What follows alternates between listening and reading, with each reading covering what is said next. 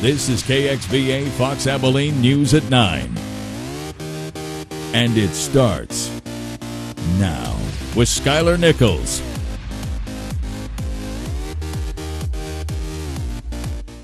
Good evening, I'm Skylar Nichols with your KXVA Fox Abilene News at 9. The Texas Tech University Health Science Center School of Nursing in Abilene has now partnered with the Health Science Center of Cisco College, also here in Abilene. They are relaunching the school's licensed vocational nursing to associate nursing degree program. The pairing happened after the Texas Board of Nursing withdrew approval for Cisco's nursing program earlier this year when fewer than 80% of the students passed the national nursing examination 3 years in a row. A man faces felony charges after police responded to a domestic disturbance call late last night. Police arrived at the North Abilene home on Westview Drive where a man and a woman were arguing outside. The argument escalated and the man, Rico Luis, got into his pickup and rammed his girlfriend's car while she was inside of it.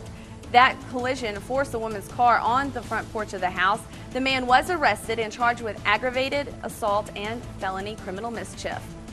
We brought you the story yesterday of Brian Wells, who was sentenced to 30 years in prison by a judge in Eastland County. Wells pleaded guilty to 1 count of possession of methamphetamine and 1 count of engaging in organized criminal activity. Authorities said that Wells distributed meth at a rate of 1/4 pound a week during early 2011. Well, the list doesn't stop there. Another man from the Big Country and 1 from Rock Springs were all charged with separate charges within a 2-week span in Brown, Mills, and Eastland counties. Wells was the first man sentenced. The second was 37-year-old Oscar Escobar of Rock Springs. He was sentenced to 25 years in Brown County after pleading guilty to 1 count of money laundering. Escobar was arrested last year after a DPS trooper pulled him over as he was driving south on Highway 377. The trooper saw something askew in the vehicle and searched it and found $780,000. The third conviction was Olga De La Cruz of Goldthwaite. He was sentenced to 17 years in prison after pleading guilty to 1 count of intoxication manslaughter. De La Cruz was allegedly driving drunk on Highway 84 in Mills County when he hit a vehicle in June of 2011. A passenger in the other vehicle, 26-year-old Mandy Helotis, died as a result of her injuries. The driver of that car survived but did have multiple broken bones and severe lacerations. We are 3 days into early voting, and so far as of 5 p.m. on Tuesday in Taylor County, a total of 787 voters cast their ballots.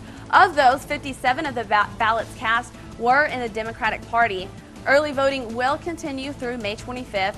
You can cast your early vote at the main voting location at the Taylor County Plaza located at 400 Oak Street.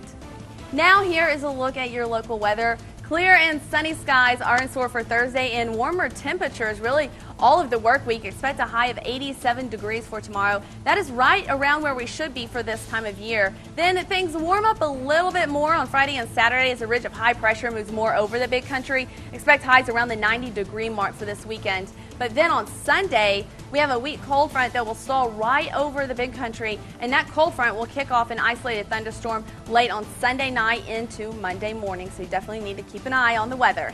That does it for us tonight. Thanks again for watching KXVA Fox Abilene News at 9.